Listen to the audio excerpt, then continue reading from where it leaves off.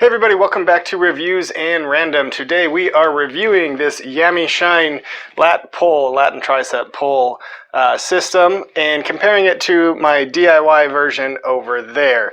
Last year when I started building out my home gym here, I know I didn't have a lot of space. Also didn't really want to spend a lot of money because I wasn't super into it at that point. So I decided to make my own lat pull because this is actually the most used piece of equipment in all of my gym. I use it for obviously lats, triceps, I use it for biceps, so pretty much every workout I do something on this pulley. So I looked on YouTube, I saw some other DIY versions of the lat pull.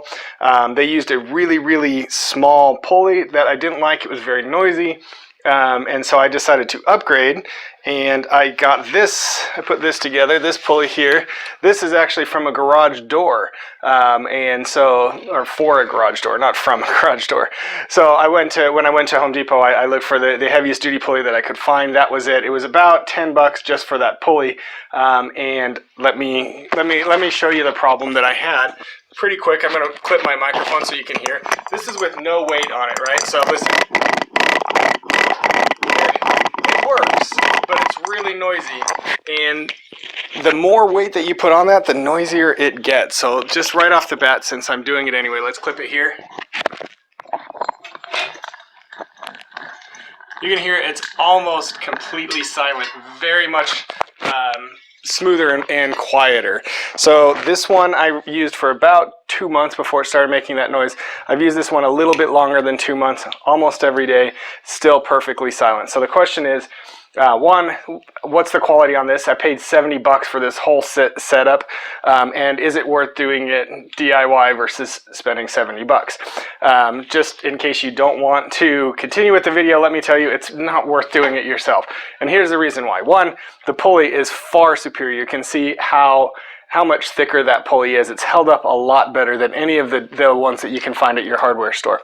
And two, money-wise, you don't really save a lot of money, especially if you have to replace this pulley even one time. So the pulley was about 10 bucks. The cable wasn't expensive. Cable, I think, was about maybe $6 or $7. But then you have to buy these hooks to protect it, and you have to buy these cable clamps here, and you got to do that for both sides.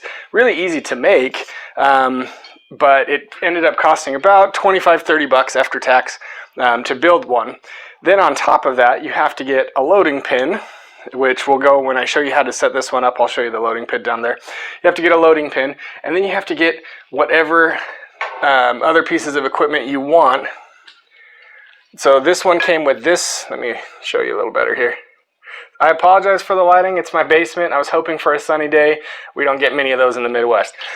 So hopefully I can fix the lighting in post. But anyway, so it came with this rope. I ended up buying this other rope, which was another about $15. It also came with this tricep pull down. I ended up using one of my existing resistance bands bars, and I did this to it. Let's see if I can show you here. Sorry, one-handed. So I ended up making my own connector here. So I used some webbing with a carabiner there, and it works awesome. But you would have to buy something else for that as well. So the loading pin I think was about 30 bucks. This was about $15. So you can see how all of this stuff really adds up. So you're maybe saving $10 to $15 by doing it yourself versus buying the kit that's already ready. And also better quality, in my opinion.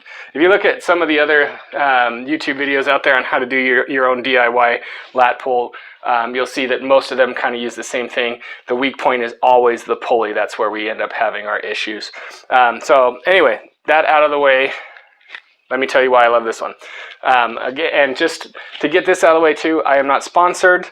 They are not paying me for this video. I just like their product, so that's why I'm putting it out here. So to set it up is super easy. That's one of the things I really like about it. You can also slide these out of the way, which is really cool. So when you want to use your pull-up bar, you can do that. So obviously, it's pretty simple. It comes with this carabiner. I was concerned a little bit about the carabiners because they're small, but they've held up just fine. I think the max I've put on here is like 150, 160, which is the most I do for any of the exercises. But anyway, the strap goes around just like so. It's got the D-hooks on it. Clip those on. Clip the pulley on. Oops, I clipped don't clip that part on. Clip the pulley on. There we go.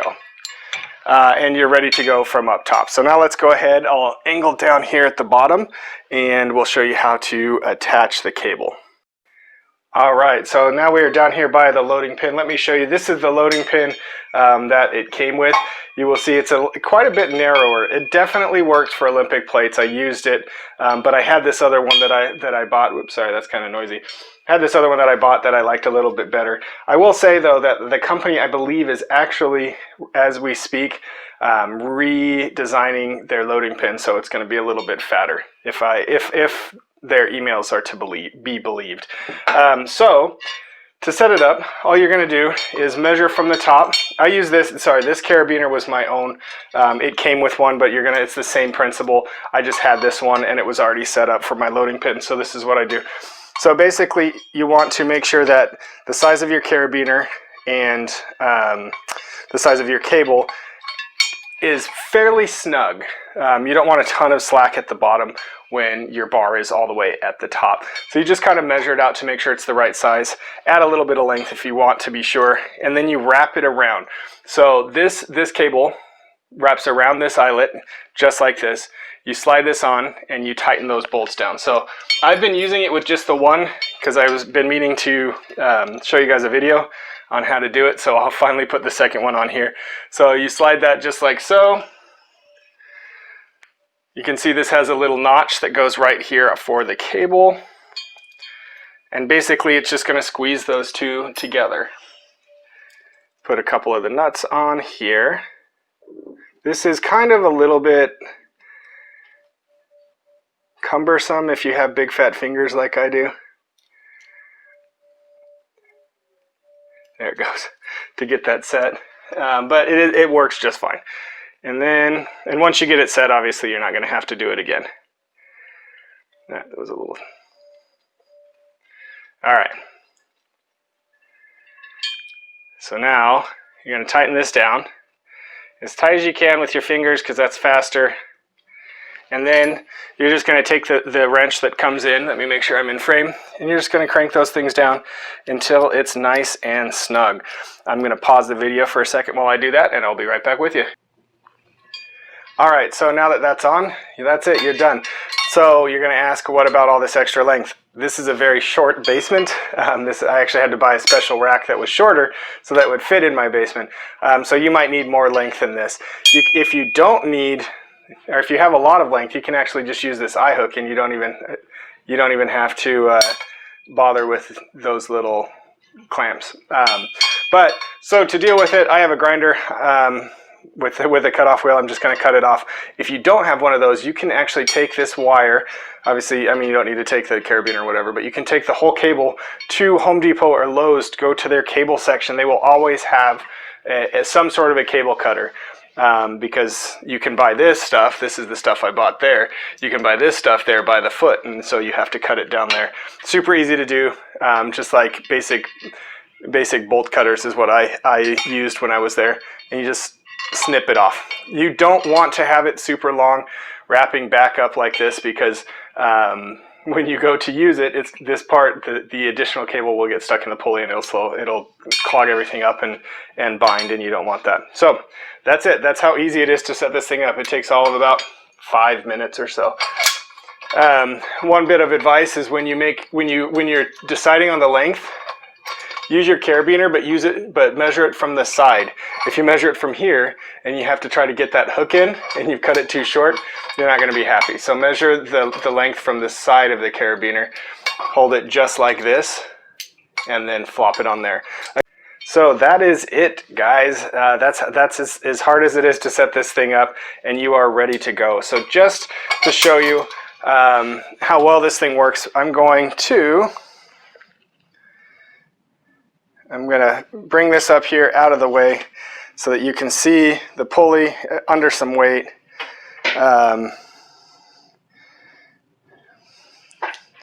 I have to adjust the tripod. Hold on a sec. All right, so now let's just run the final comparison, DIY versus this one. Again, the price difference isn't all that much, but I want you to hear under a load what this sounds like. So I'm going to clip this here, get my cable out of the way. Sorry for I know the sound quality isn't as good as it normally is. My wireless mic was acting up, so I decided to pop this one on here. So anyway, this is the DIY version. This is only under about 45 pounds of weight.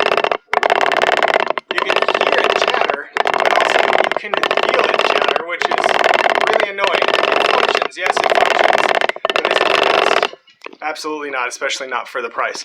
All right, let's do the same thing over here. I'm just going to move this to the new one, and then I'm going to change the weight out down at the bottom through the loading pin.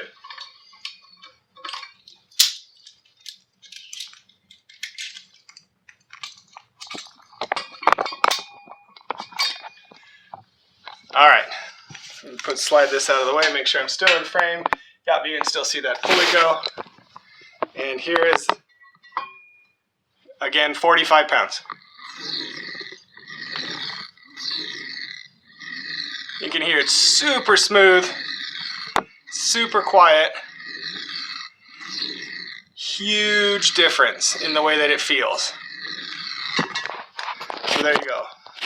And guys, I mean, you know, any of you who follow the channel know that I am definitely not anti-DIY. Let me show you here around my gym. So I have the DIY balance board, I have the DIY slant board, and then I have all of the resistance bands. That's how I started over there. So I definitely, again, with DIY hooks on that bar there. So I definitely love DIY. I just think that there's a time and a place for it. When it can save you actual time or actual money, or you get a better product, then heck yeah, do it yourself. In this case, I don't think it's worth it, especially when you can pick this guy up. I think it was like 70 bucks, like I said, with all of the included loading pin and all the extra ones. Sorry, I'm a little winded now. That was my second workout today. And I did that whole demonstration and forgot to push record. So I'm doing it again. But anyway, that's what we have here. I give this product 5 stars. If you're looking to save some time, do it elsewhere in your gym. I think you'll be happier than skimping out on a product or a piece of equipment that you're going to use almost every day.